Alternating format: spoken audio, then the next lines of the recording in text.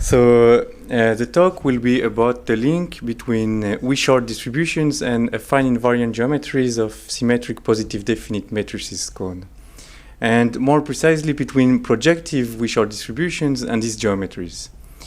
So I will only address the real case, but the complex case works just the same.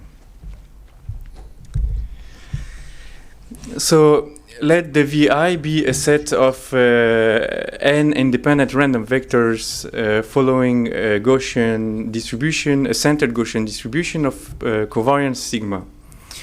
We will say that n times the empirical second order moment, W here, follows a Wishart distribution of parameters n and sigma. This is our definition of Wishart distribution. When the matrix, okay, we'll just look at time like this. When the matrix sigma is symmetric positive definite and that the parameter n is greater than the dimension, then our distribution is supported on the SPD cone. And this is what we will assume in the rest of the talk. So we will note G dot X, the action of a matrix G on SPD matrix X given by Gx G transpose, and we will use the same notation when G acts on a probability distribution rather than on an element of the cone. So under this action we have an interesting equivalence property for Wishart distribution, saying that if we take an invertible matrix G and make it act on a Wishart distribution of parameter sigma, then we will obtain a new Wishart distribution whose parameter is sigma moved by the same action, like sigma moved by G. On the other side, so affine invariant distances are Riemannian distances, at least in this talk, are Riemannian distances for which invertible matrices act as isometries. The most common example of such distance is given by this formula, where in order to compute the distance between sigma 1 and sigma 2, we will first transform the cone to move the point sigma 1 to identity, and then we will compute the Frobenius norm of the matrix logarithm of the moved sigma 2 matrix. So that's an important example of such a affine invariant distance. So since they are related to the same type of action, we can wonder whether there are links between the Wishart distribution and the affine invariant distances.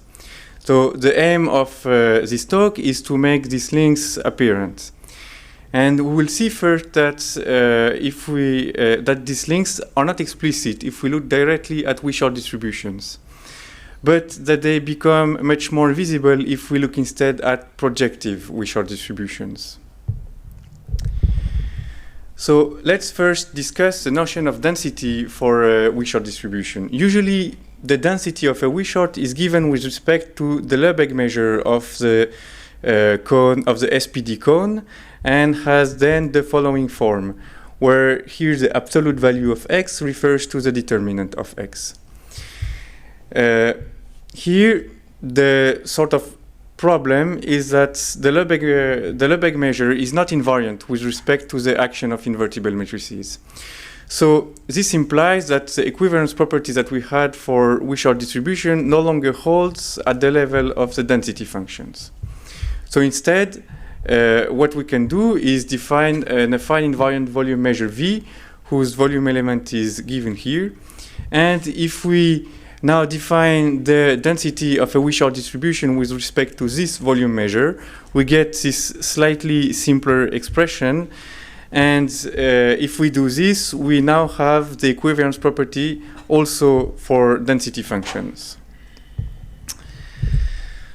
So one of the first things that we can ask ourselves is whether a Wishart density is a function of an affine invariant distance. And by looking at a simple example where we take a Wishart distribution whose covariance parameter is the identity matrix, and that we evaluate its density at matrices of the form x1 and x2, we can actually check that it is not the case. So the density is not a function of the distance. another question that we can ask ourselves is whether the parameter sigma is the Fréchet mean of our distribution. The Fréchet mean being roughly defined as usual like this.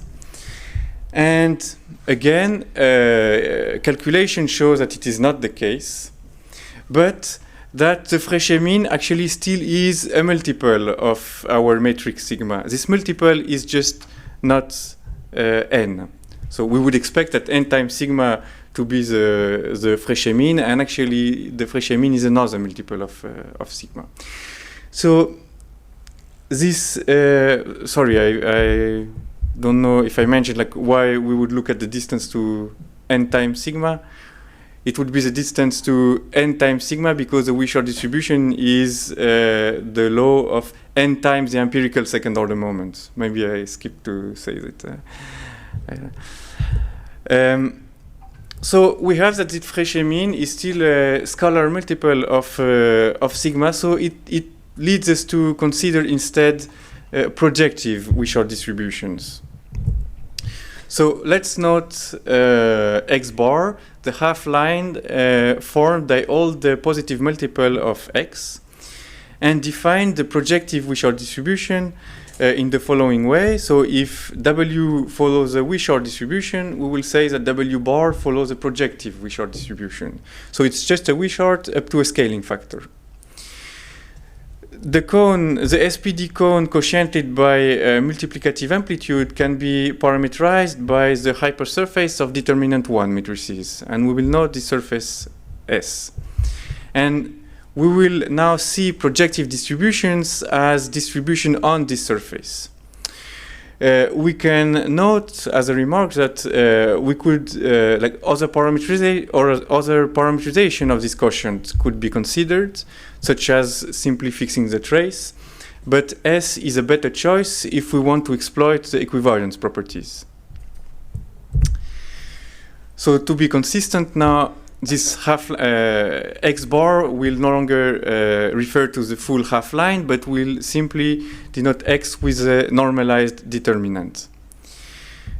We can easily check using the equivalence property that if we decide to rescale the covariance parameter of a Wishart by a multiplicative factor, this will lead to the same projective Wishart. So it means that the sigma parameter in a projective Wishart can always be chosen of determinant 1, which we will do in the rest of the talk. So from now on, sigma is a point in, so the covariance parameter is always in the hypersurface S. In general, the action of an invertible matrix preserves the SPD cone, but it does not always preserve the hypersurface S. The matrices which preserve S are, of course, the determinant 1 matrices. And under the action of these matrices, we have again an equivalence property for the projective Wishart distributions. So the theory of Riemannian symmetric spaces tells us that for any affine invariant distance on SPD cone, it can be split as a product distance between a distance on determinant and a distance on the hypersurface S. And that this distance on the hypersurface S that I note ds here is unique up to a scaling factor.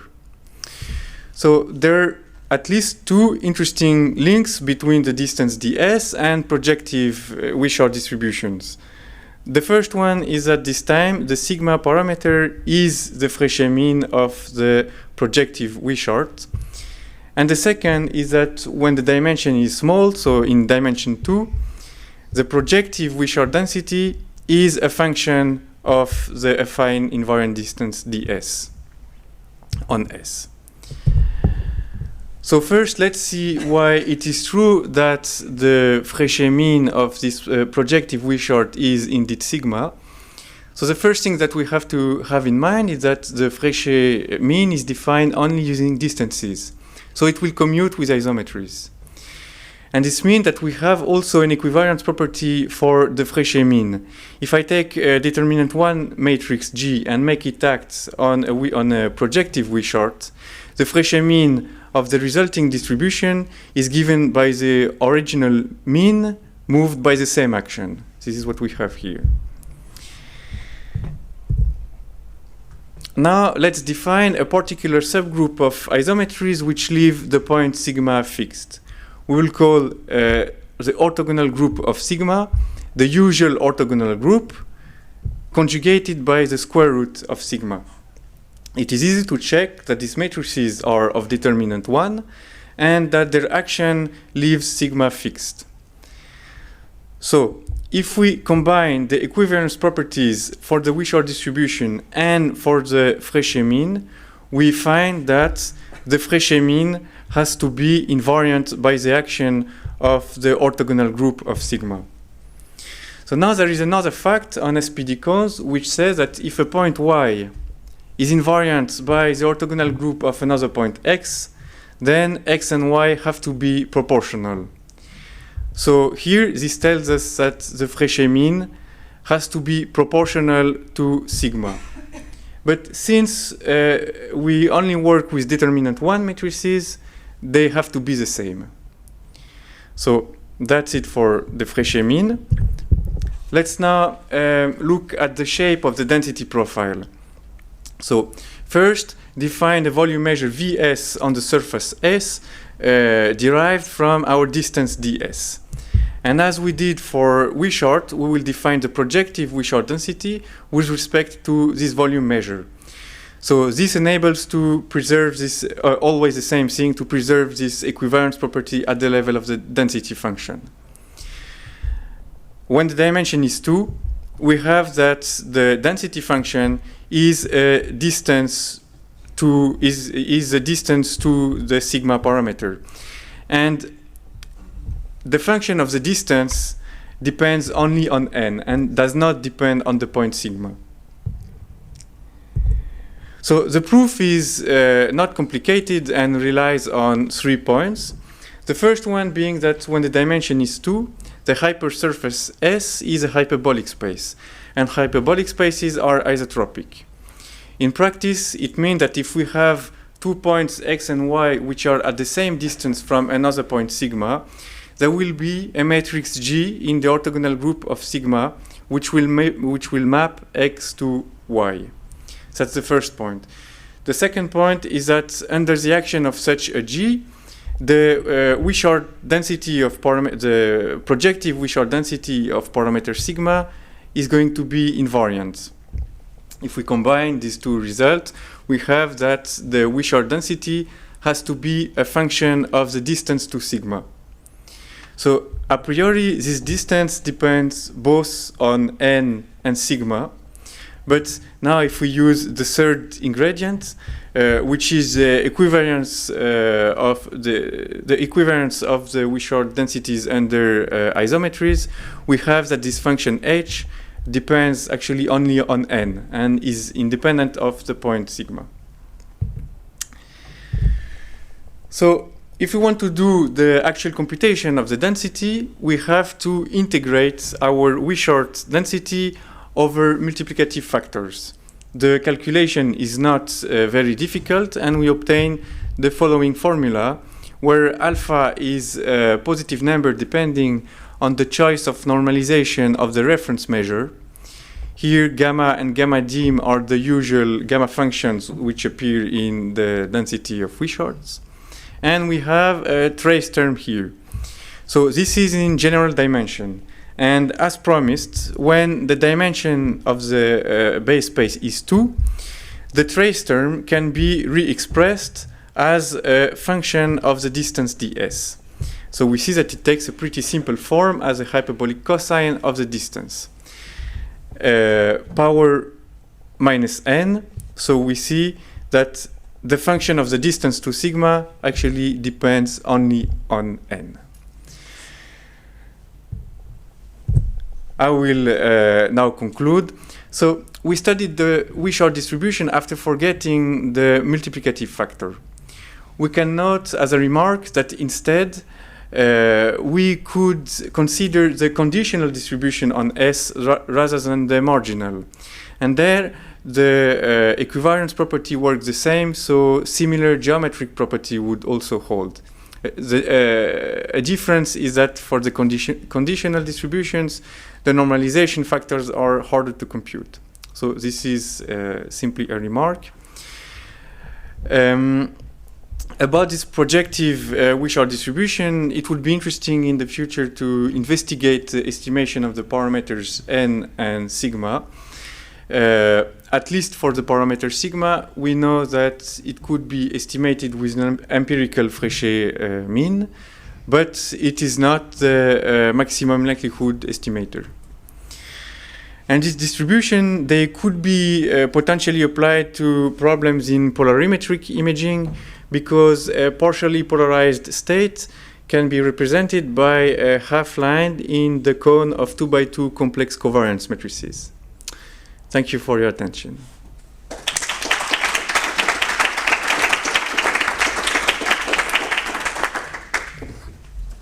Any questions? No? Could you go back one slide? So this is just for n is dimension 2, the bottom formula. Yes, dimension 2 and real and complex. Like I didn't show for complex, but it's. And in higher dimensions, this doesn't have any kind of closed form. This in higher dimension, yeah. We can show that it is not only. It cannot be a function of the distance between x and sigma. Mm. It depends on the crossed eigenvalues on all of them. And do you see a way of sort of taking this and applying it to other types of projective distributions in different contexts and so different spaces? I don't know. What I can say is that all the distributions on the SPD cone which have the same equivariance properties, and they are, have exactly the same properties that I just described in terms of Fréchet mean and in terms of distances. So, I mean, Wishart distributions are the most popular ones, but it's here I only to derive the results on distances and on the average. I did not use the explicit shape of the density. It's only the invariance.